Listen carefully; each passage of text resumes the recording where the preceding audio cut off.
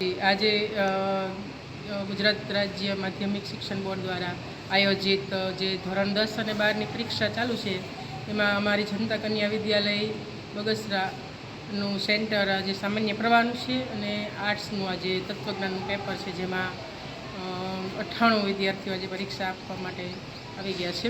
અને અમારે 5 બ્લોક છે આજે, અને જે શાંતિપૂર્ણ પરીક્ષાનું ગઈકાલથી સંચાલન થયું છે એ સરસ રીતે સંચાલિત થઈ રહ્યું છે, કોઈ પણ ઇસ્યુ વગર. Thank you.